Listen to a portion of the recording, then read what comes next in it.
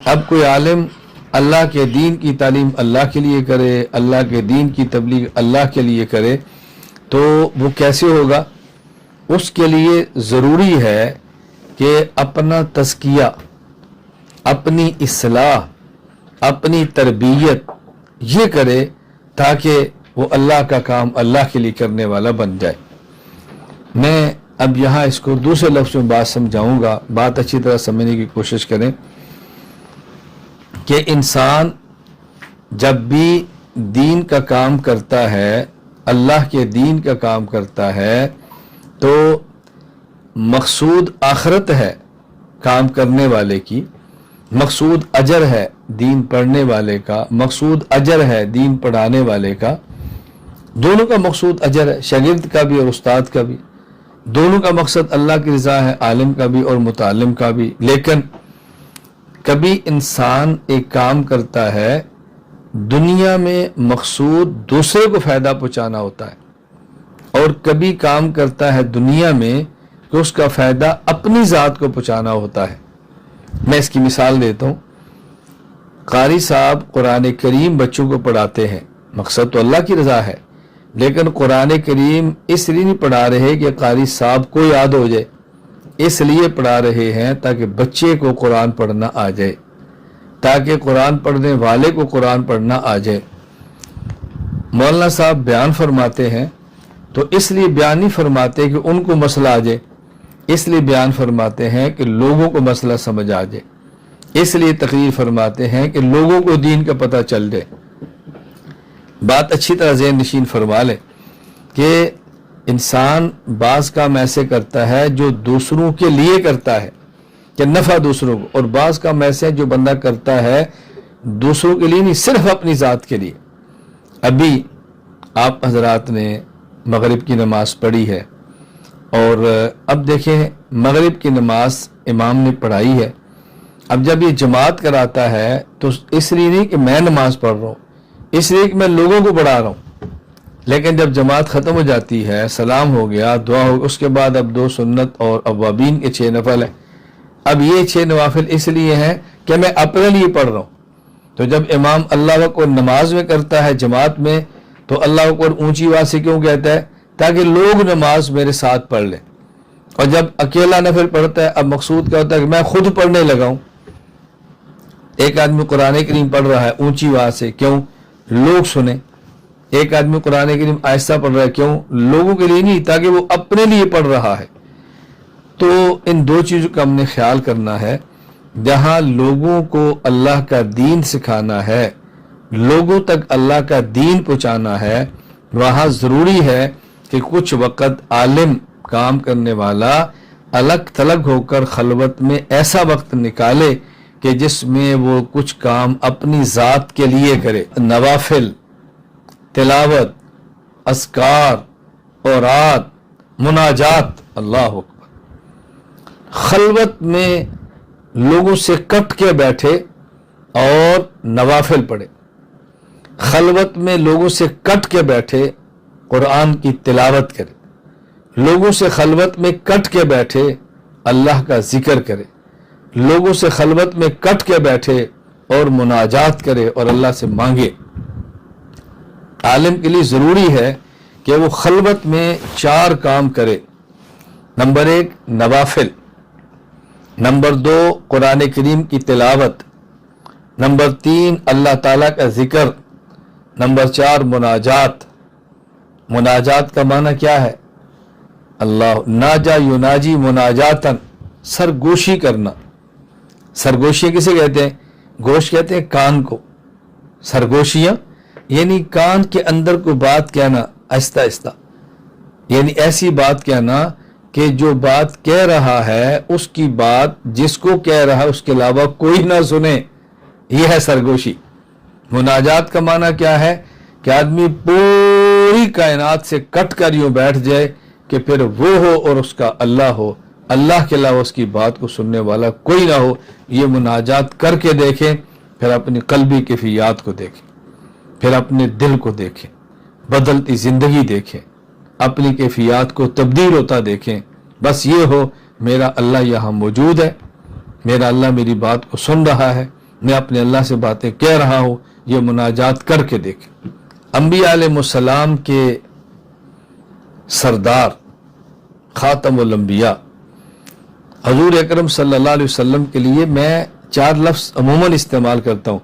آپ نبی الانبیاء ہیں، آپ امام الانبیاء ہیں، آپ سید الانبیاء ہیں، آپ خاتم الانبیاء ہیں صلی اللہ علیہ وسلم۔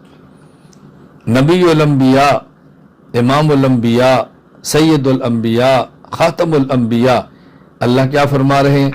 یا ایھا المزمل قم اللیل الا قلیلا نصفہ او انقص منہ قلیلا او زد علیہ ورتل القرآن ترتیلا سنلقی علیک قولا ثقیلا ان ناشئۃ اللیل ہی اشد وطئا واقوم قیلا ان لک فی النہار سبحا طویلا واذکر اسم ربک وتبتل الیہ تبتیلا۔ اللہ اپنے پیغمبر کو فرما رہے ہیں، میرے پیغمبر رات کو کھڑے ہوں اور کیا کرو؟ ورتل القرآن ترتیلا، قرآن کریم کو ٹھہر کے تجوید کے ساتھ پڑھو۔ میں نے آپ سے کہا نا کتنے کام ہیں؟ 4 کام۔ نمبر 1 نوافل، قم اللیل الا قلیلا، قیام اللیل، تہجد۔ نمبر 2 قرآن کریم کی تلاوت، ورتل القرآن ترتیلا۔ نمبر 3 ذکر اللہ۔ اللہ فرما رہے ہیں، اللہ خود فرما رہے ہیں اپنے پیغمبر کو، واذکر اسم ربک، اپنے اللہ کا نام لو۔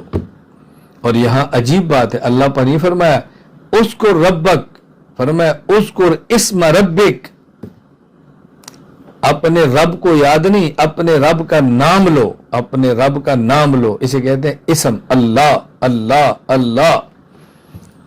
قد افلح من تزکا وذکر اسم ربہ فصلی، قد افلح من تزکا وذکر اسم ربہ فصلی۔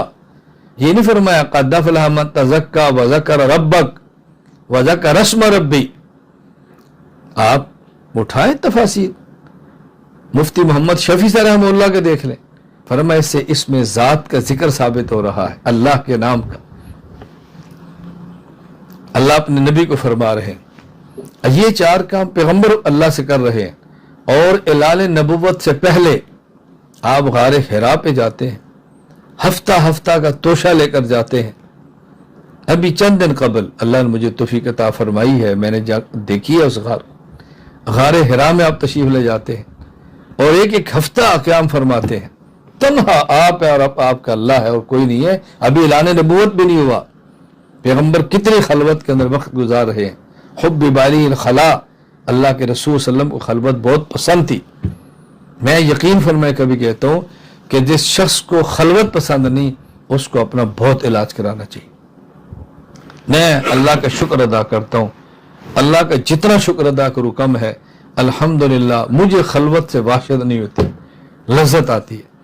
جب ہمارا عقیدہ ہے اللہ ہر جگہ ہے، اللہ ہماری بات سنتے ہیں، ہمارا عقیدہ ہے ما یکون من نجوى ثلاثة الا هو رابعهم ولا خمسة الا هو سادسهم ولا ادنى من ذلك ولا اکثر، اللہ تمہارے ساتھ ہے، بتاؤ پھر کیا الجھن ہے؟ سبحان اللہ۔ میں اس پر مستقل وقت و دلائل دوں، میں تو صرف عرض کر رہا ہوں کہ یہ کام اللہ کے نبی کر رہے ہیں۔ 4 کام۔ نمبر 1 خلوت میں تہجد، خلوت میں تہجد، ظاہر ہے تہجد تو بوقت تہجد ہوں گے نا، اوابین کے وقت اوابین ہوں گے، بوقت اشراق ہوں گے، بوقت چاش ہوں گے، بوقت صلاۃ و تسبیح ہوگی۔ ہر وقت تو تہجد نہیں ہوتا نا، یہ بات سمجھ لیں۔ میں بحمد اللہ تعالی اللہ کا شکر ادا کرتا ہوں، اللہ کا شکر ادا کرتا ہوں۔ آپ جو میرے سامنے بیٹھے ہیں میرے شاگرد ہیں، میرے متوسرین ہیں، مجھ سے محبت کرنے والے ہیں۔ میں اس لیے باتیں کارگزاری کے طور پہ عرض کر رہا ہوں تاکہ آپ کے علم میں ہو۔ سال سے بحمدللہ میرا معمول ہے، میرے تہجد بھی چل رہے ہیں، الحمدللہ اشراق بھی چل رہے ہیں، چاش بھی چل رہے ہیں، اوابین بھی چل رہے ہیں، اور عرصہ دراز سے یومیہ بحمداللہ تعالی 1000 بار دروشی بھی پڑھ لیتا ہوں، یومیہ اسماء حسنہ بھی پڑھ لیتا ہوں، یومیہ 13 تسبیحات کا ذکر بھی کر لیتا ہوں، یومیہ قرآن کریم کی تلاوت بھی کر لیتا ہوں، یومیہ تہجد میں تلاوت بھی کرتا ہوں، یومیہ اشراق و چاشت کے اندر بھی تلاوت کرتا ہوں، اور باقی سارے کام کرتے ہوئے کوئی ایک کام بھی میرا سے متاثر نہیں ہوتا۔ یہ میں اس لیے عرض کر رہا ہوں کہ آپ کا ایک ذہن بنے۔ میں کئی بار جو اساتذہ کرام مرکز کے ہیں، جو میرے قریب رہتے ہیں، اچھی طرح جانتے ہیں، اور میں کئی بار عرض کیا کرتا ہوں کہ میں بہت ساری اپنی باتیں اس لیے عرض کرتا ہوں کہ آج کل ہمارا ایک ذہن بنتا جا رہا ہے، اب وہ لوگ کہاں گئے جو تہجد پڑھتے تھے، اب وہ کہاں گئے جو نفل پڑھتے تھے، اب وہ کہاں گئے جو اتنا ذکر کرتے تھے، اب وہ کہاں گئے جو اتنا اب ہو ہی نہیں سکتا، اب ہو ہی نہیں سکتا۔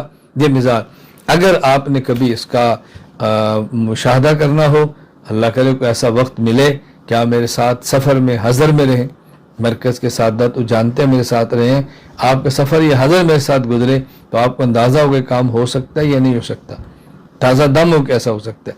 میں سمجھا ہی رہا ہوں کہ رسول اکرم صلی اللہ علیہ وسلم خاتم الانبیاء ہیں، آپ آخری نبی ہیں، آخری نبی ہیں، تو جب آپ یہ کام فرماتے تو ہم نے بھی کرنے ہیں۔ اب عالم نے کچھ وقت نکال کے یہ 4 کام کرنے ہیں۔ نمبر 1 نوافل، نمبر 2 قرآن کی تلاوت، نمبر 3 اللہ کا ذکر، نمبر 4 مناجات۔ میں اور آپ آج نیت کر لیں، ہم انشاءاللہ العزیز نوافل ادا کریں گے۔ ہم عالم ہیں، قوم کے رہنما ہیں آپ لوگ۔ میں ابھی چند دن قبل کی بات ہے، سعودی عرب ریاض میں ایک جگہ ہماری علمی گفتگو چل رہی تھی، تو رات تقریباً 12 بج گئے، اور اس کے بعد اہل مجلس سے میں نے مزاحن کہا بھائی اب آپ لوگ تشریف لے جائیں۔ 12 نہیں، 12 سے بھی زیادہ، غالباً 12:30 پونے 1 ہو گئے ہوں گے، تو میں نے کہا میری اب چلے جائیں۔ تو پھر میں نے مزاحن کہا، میں نے کہا میرے اور آپ کے درمیان فرق یہ ہے کہ آپ نے یقیناً تہجد نہیں پڑھنے اور میں نے یقیناً پڑھنے ہیں۔ آپ کو اس لیے اندازہ نہیں ہو رہا کہ اگر آپ کو یہ پتا ہو کہ 1 بجے سو کر ہم نے 2:45 اٹھنا ہے تو آپ خود ہی کہو گے استاد جی اجازت ہے، کیونکہ آپ نے سونا ہے اور نماز کے لیے اٹھنا ہے اور میں نے تہجد کے لیے اٹھنا ہے۔ اس لیے میں آپ سے کہہ رہا ہوں اگر الگ تھلگ ہو جائے تو اچھا نہیں ہے۔ تو میں نے مزاحن کہا، میں یہ باتیں صرف اس لیے عرض کر رہا ہوں کہ آپ علماء ہیں، آپ علماء ہیں، میں اور آپ جیسے کیسے بھی عالم ہیں، کسی بھی درجے کے عالم ہیں، لوگوں کو لے کر ہم نے چلنا ہے۔